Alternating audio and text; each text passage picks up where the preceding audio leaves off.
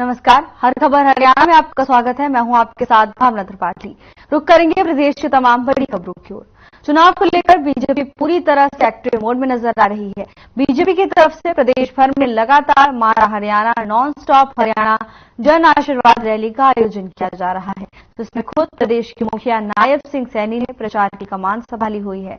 CM ताबड़तोड़ रैलियों को संबोधित कर रहे हैं। इसी कड़ी में नीलो खेड़ी में भी बीजेपी की जन आशीर्वाद रैली आयोजित हुई, जिसमें सीएम नायब सिंह सैनी ने पहुंचकर चुनावी सभा को संबोधित किया। इस दौरान सीएम सैनी विरोधियों पर निशाना साधना भी नहीं भूले। क्या क्या काम किए हैं भाइयों। 6 जून को आचार संहिता हटती है। 7 जून को मैंने यहीं करनाल के अंदर एक कार्यक्रम किया कि हमारे जो गरीब परिवार के लोग हैं जिनकी इनकम 1 लाख रुपए से कम है, उन्होंने दवाई लेने के लिए किसी को हॉस्पिटल जाना पड़ता है, किसी को सामान लेने के लिए बाजार जाना पड़ता है, किसी को कहीं रिश्तेदारी में किसी फंक्शन में शामिल होने के लिए जाना पड़ता है। भाइयों, हमने हैप्पी कार्ड 7 तारीख को लोगों के बीच में यहीं पर दिया और 1000 किलोमीटर तक हरियाणा रोडवेज की बस में वो 1 साल में फ्री यात्रा कर सकेगा, उसका कोई किराया नहीं लगेगा। ये निर्णय हमारी सरकार ने किया और उसका लाभ लगभग 23 लाख परिवारों को, 84 लाख लोगों को हरियाणा प्रदेश के अंदर देने का काम ये हमारी सरकार ने किया है।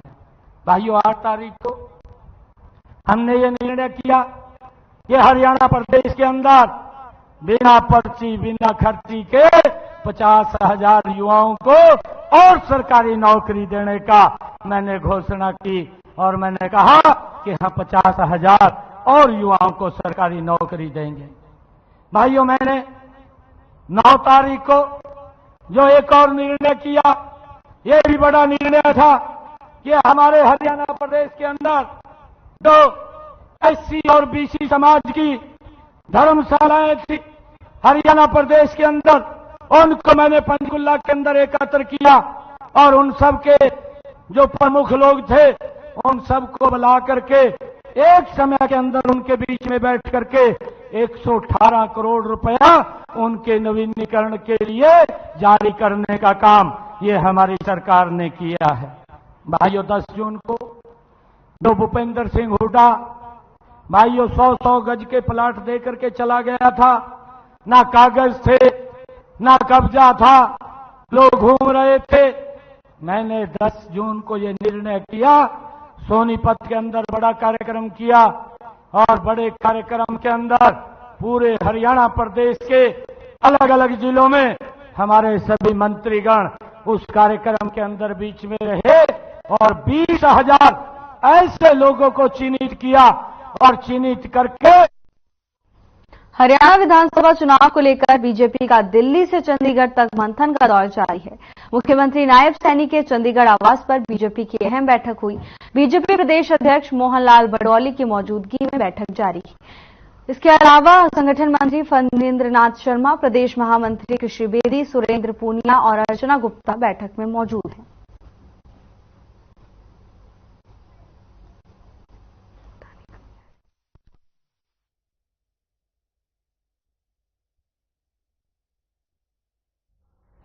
दिल्ली में हरियाणा चुनाव को लेकर कांग्रेस के दिग्गज नेताओं ने प्रदेश में दूसरी पार्टियों से गठबंधन को लेकर कमेटी का गठन किया है। ये कमेटी केसी वेणुगोपाल की देखरेख में बनाई गई है, जिसमें अजय माकन, नेता प्रतिपक्ष भूपेंद्र सिंह हुड्डा और प्रदेश प्रभारी दीपक बाबरिया भी सदस्य होंगे। ये कमेटी आम आदमी पार्टी और समाजवादी पार्टी से गठबंधन को लेकर चर्चा करेगी।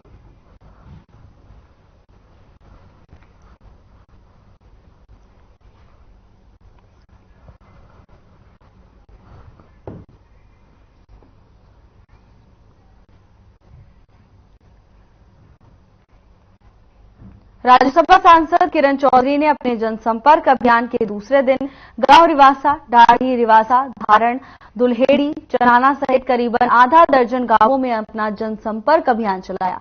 इस दौरान उन्हें कहीं लड्डू तो कहीं फलों से तोलकर व मान सम्मान की सूचक पगड़ी पहनाकर भव्य स्वागत किया गया। इस अवसर पर उन्होंने गांव रिवासा में उपस्थित जन समूह को संबोधित करते हुए कहा कि उनके राज्यसभा सांसद चुने जाने से क्षेत्र के लोगों में भारी उत्साह है। क्षेत्र की जनता उन्हें जो मान सम्मान दे रही है वो उसकी सदैव आभारी रहेंगी।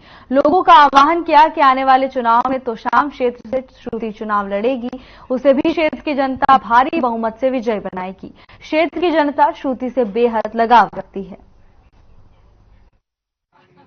बहुत जबरदस्त ऊर्जा जो है पूरे क्षेत्र के अंदर है। लोग बहुत खुश हैं और जैसे मैं हमेशा कहती आई हूँ कि ये तो मेरा घर परिवार है, तो परिवार ही जो है वही आगे बढ़ाता है और निश्चित तौर पे आगे बहुत भारी बहुमत से श्रुति को यहाँ से जिताकर भेजेगा। आने वाले विधानसभा चुनाव में क्या स्थिति मान रहे हैं? बीजेपी कितनी सीटें हासिल करेगी? बहुमत जो है भाजपा की सरकार पूर्ण बहुमत के साथ सरकार बनाएगी, निश्चित तौर पर बनाएगी। और आप माहौल देख ही रहे हो, सारी जगह जो है इसी तरह का माहौल है। आने वाले समय में पूर्ण बहुमत से बनाएगी।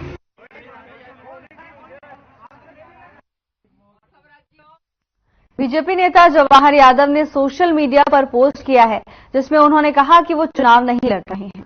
बादशाहपुर विधानसभा से चुनाव लड़ने की तैयारी में आप सभी साथियों ने मेरा बहुत साथ दिया, जिसके लिए मैं जीवन भर आपका आभारी रहूंगा। पार्टी की तरफ से मुझे 26 अगस्त को संदेश मिला कि मैं चुनाव नहीं लड़ रहा हूं। मेरा साथियों से निवेदन है कि बीजेपी जिसको भी प्रत्याशी बनाकर भेजे, हम सब उसको जिताने में अपना सहयोग करें।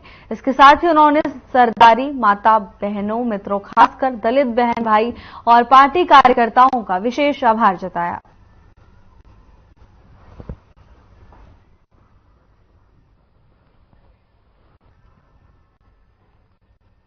हरियाणा विधानसभा चुनाव से पहले सियासी प्रतिक्रियाओं का दौर जारी है। रणदीप सुरजेवाला ने कैथल में कहा कि अगर मैं मुख्यमंत्री होता तो 100-200 करोड़ तो कैथल के लोगों को ऐसे ही दे जाता।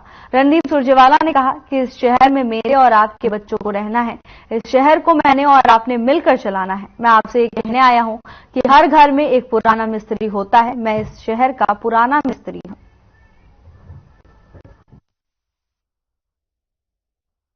मेरी आपसे हाथ जोड़ के एक अपील है, चुनाव लड़ेंगे 2 आदमी, गुड़ेंगे एक तो जीतने का ही, पर सर बंदे बंदे में अंतर होता है। मैं इस शहर का पुराना मिस्त्री हूं, मैं आज आपसे यही कहने आया हूं। मैं इस शहर का पुराना मिस्त्री हूं। पुराने मिस्त्री को ये पता होता है घर के अंदर ये पक्के लगा रखे हैं बंदे, जिस मिस्त्री ने इनकी तारें लगाई हैं उसी को पता अगर इसमें फ्यूज उड़ गया तो कहां से तार जोड़ना है। जिसने पक्के लगाए थे वही बता सकते। अपने जो बाथरूम में इनका सीवर कहां से जुड़ा हो हम वही बता सकते जिसने सीवर लगाया हो। खबर गोगामेडी से है, जहां उत्तर भारत के प्रसिद्ध गोगामेडी पशु मेले में इस बार पशुओं की आवक में बड़ी बढ़ोतरी हुई है। आपको बता दें कि ऊंट की संख्या पिछले वर्ष लगभग 3,300 रही, जो कि इस बार अभी तक 3,785 पहुंच चुके हैं। इनमें से अब तक राजस्थान से 3,077 और हरियाणा, उत्तर प्रदेश, पंजाब, जम्मू कश्मीर सहित अन्य राज्यों में 708 ऊंट आए हैं। आंकड़ा 5,000 से अधिक पहुंचने की उम्मीद जताई जा रही है। तो वहीं पशुपालन विभाग के अनुसार बिक्री के लिए ऊंटों में से अभी तक 972 की बिक्री हुई है। इनमें 81,000 रुपए का एक ऊंट अब तक सबसे महंगा बिका है। उल्लेखनीय है कि भारत के बड़े मेला में शुमार गोगामेडी पशु मेले में अन्य पशुओं की अपेक्षा ज्यादातर ऊंट ऊंटनी बिक्री के लिए लाए जाते हैं।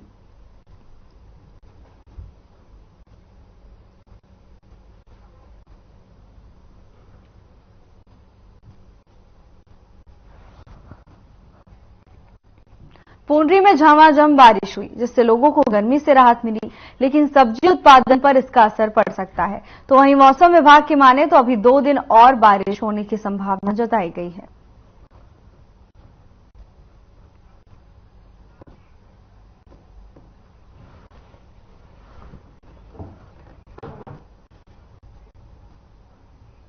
अंबाला में एक बार फिर मौसम ने करवट बदल ली है। आसमान में घने काले बादल छाए और हल्की बारिश शुरू हो गई, जिससे मौसम सुहाना हो गया और लोगों को गर्मी और उमस से राहत मिली। तो वहीं भारी बारिश के कारण आने जाने वाले लोगों को समस्याओं का भी सामना करना पड़ा। बता दें कि बारिश से अंबाला की गलियां जलमग्न हो गई हैं, जिससे लोगों का घरों से निकलना मुश्किल हो गया है। लोगों को गंदे पानी से गुजरकर बाहर जाना पड़ रहा है। कई बार लोग प्रशासन से पानी निकासी की उचित व्यवस्था करने के लिए गुहार लगा चुके हैं, लेकिन प्रशासन का इस ओर कोई ध्यान नहीं जाता।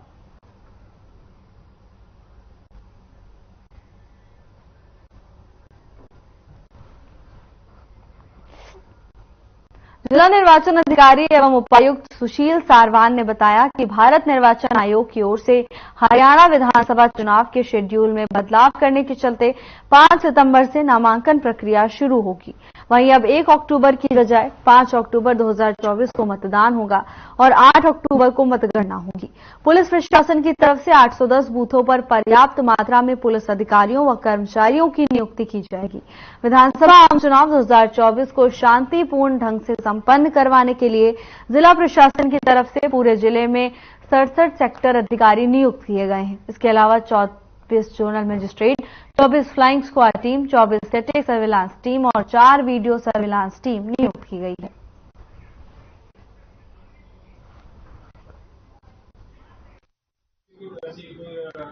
5 सितंबर से नॉमिनेशन शुरू हो जाएंगे। Last date of making nomination 12 सितंबर रहेगा। स्क्रूटनी ऑफ नॉमिनेशन 13 सितंबर को। Last date for withdrawal of candidature 16 सितंबर रहेगा। डेट ऑफ पोल जो है हमारे जिले की वो 5 अक्टूबर की है। काउंटिंग ऑफ वोट्स 8 अक्टूबर को है और date before which election shall be completed is 10 अक्टूबर तक पूरे चुनाव की प्रक्रिया।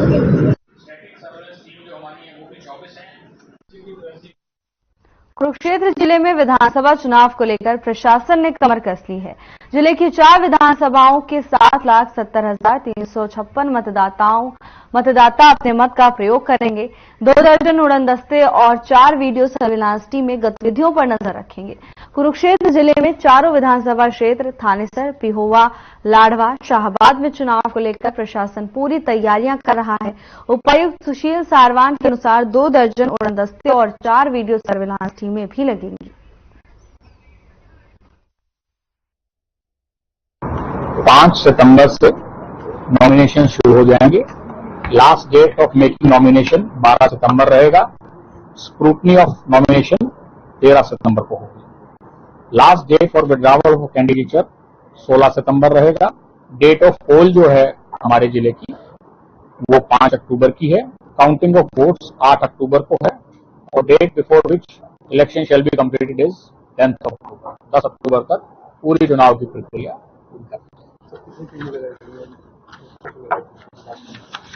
हमारे यहाँ पर पूरे जिले में फ्लाइंग स्क्वाड टीम्स जो हैं वो 24 हैं। 6 टीम पर असेंबली। स्टैटिक सर्विलेंस टीम जो हमारी है वो भी 24 हैं। 6 टीम है पर असेंबली। वीडियो सर्विलेंस टीम हमारी 4 हैं। एक टीम एक असेंबली के लिए। Zonal magistrate for poll and pre poll day they are 24 in number. 24 हैं। 6 जोनल मजिस्ट्रेट्स हैं पर असेंबली। टोटल सेक्टर ऑफिसर्स हमारे 67 है। 67 अफसरों को सेक्टर ऑफिसर्स लगाया गया है।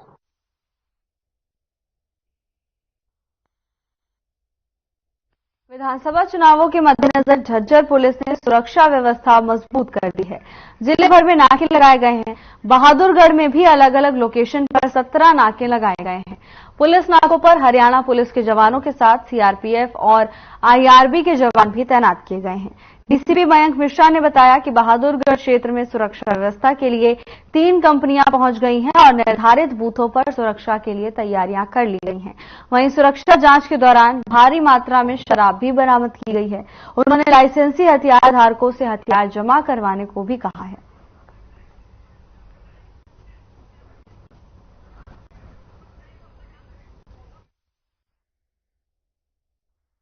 ये जो अभी हमारे विधानसभा के चुनाव होने वाले हैं तो इसके रिगार्डिंग जो बहादुरगढ़ पुलिस है उसने पूरी तरह से तैयारी कर रखी है।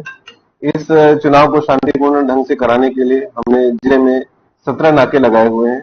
जो हमारे पास 2 सीआरपीएफ की कंपनी प्राप्त हुई है और एक आईआरबी की कंपनी, जिसके देखरेख में हम काफी सारी सिक्योरिटी अरेंजमेंट्स हर जगह पे ऐसे वल्नरेबल पॉइंट्स जहाँ पे किसी अपराधी का या लार्ज स्केल में लिकर का या कैश का मूवमेंट हो सकता है वहां पर हम इंटरसेप्ट करने का प्रयास कर रहे हैं।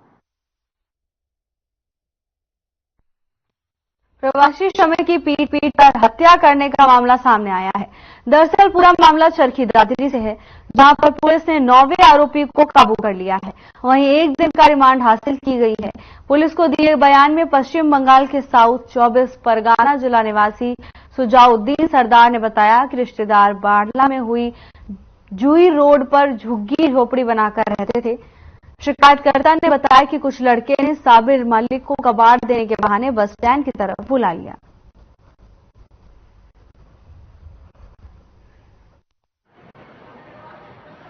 बाईस अगस्त को जो प्रतिबंधित मांस खाने के शक में जो एक युवक की हत्या हो गई थी, उसमें हमने 8 आरोपियों को पहले से ही गिरफ्तार किया हुआ है और 9वें आरोपी को जो डालावास का इंद्रवेश है उसको हमने कल गिरफ्तार किया है और आज हमने पेश किया उसको अदालत में। वहां से 1 दिन का रिमांड हासिल किया है, पुलिस रिमांड हासिल किया है, जिससे उससे गहनता से पूछताछ की जाएगी। मामले में अब तक कितने आरोपी गिरफ्तार हो चुके हैं? मामले अब तक 9 आरोपी को हमने गिरफ्तार किया जा चुका है और गहनता से पूछताछ की जाएगी।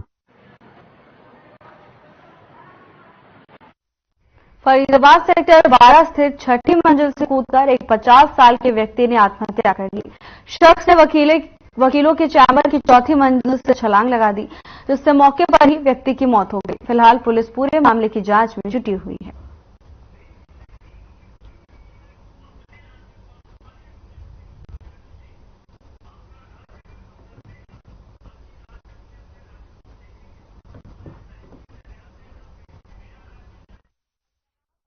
खान सिविल अस्पताल में 21 अगस्त को डिलीवरी के दौरान एक महिला की गलत तरीके से डिलीवरी करने के दौरान पेट में पल रही उसकी बच्ची की मौत हो गई, जिसके बाद पीड़िता महिला के पति, सास और मां ने डिलीवरी कराने वाली 4 नर्सों पर मारपीट और जबरन डिलीवरी कराने के गंभीर आरोप लगाए थे, जिसके बाद सिविल सर्जन ने इसकी जांच करवाई।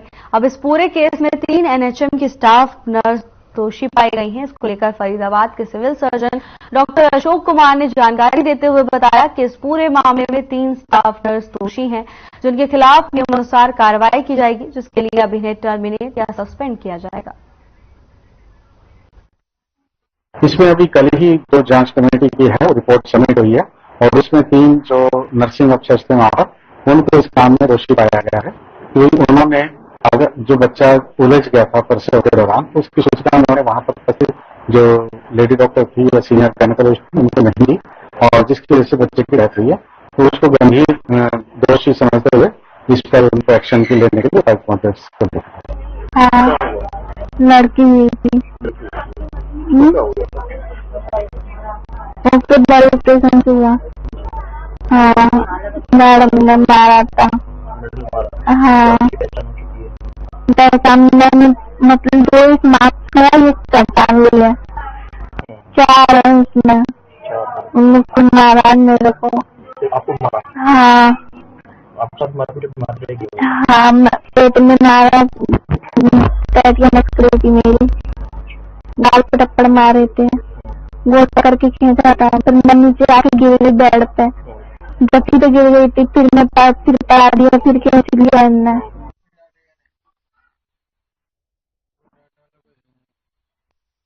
चरखी दादरी को पुलिस विभाग की स्पेशल टीम ने बड़ी कामयाबी हासिल की।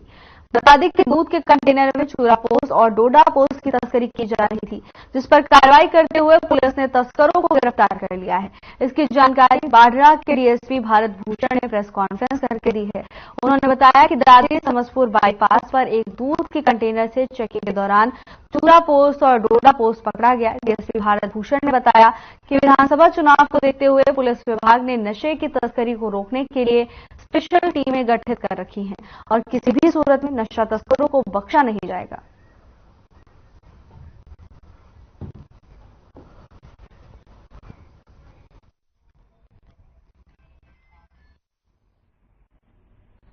ये कल एबीटी स्टाफ को सूचना मिली थी कि 152 से टोल प्लाजा से उतरते ही एक गाड़ी जो कंटेनर है जिसमें सूखा दूध है उसमें कई लोग नशे की तस्करी कर रहे हैं।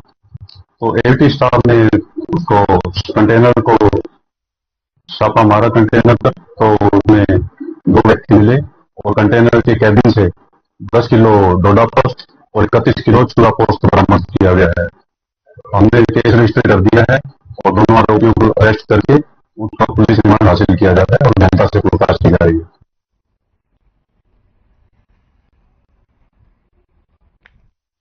खबर सिरसा से है, जहां नाथूसरी चोपटा में all Haryana power corporation workers union सब यूनिट नाथूसरी कला ने दक्षिण हरियाणा बिजली वितरण निगम उपमंडल कार्यालय पर अपनी मांगों को लेकर 3 घंटे तक धरना प्रदर्शन किया। इस दौरान कर्मचारियों ने उपमंडल अधिकारी के खिलाफ जोरदार नारेबाजी की। बाद में उपमंडल अधिकारी द्वारा कर्मचारियों की मांगों पर विचार करने के ठोस आश्वासन के बाद कर्मचारियों ने धरना स्थगित किया।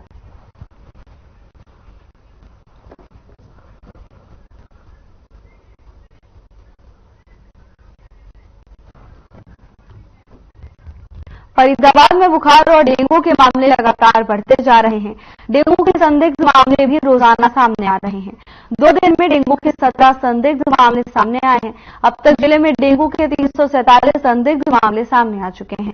फिलहाल कुल 21 मामले डेंगू के सामने जिले में आ चुके हैं, जिनमें 17 फरीदाबाद के रहने वाले मरीज हैं, जबकि 6 अलग अलग जिलों से फरीदाबाद में इलाज करा रहे हैं।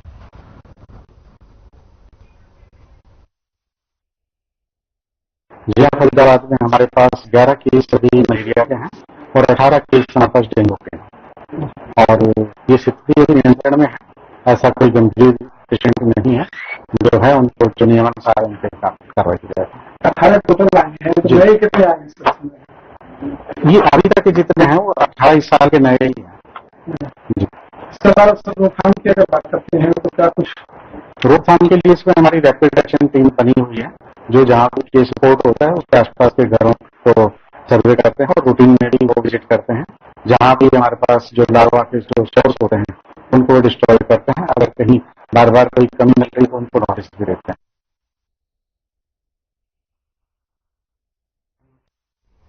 बुलेटिन में मेरे साथ बस इतना ही। अब वक्त तो चला है डॉक्टर राकेश गुप्ता के साथ हमारे खास कार्यक्रम प्लस माइनस का।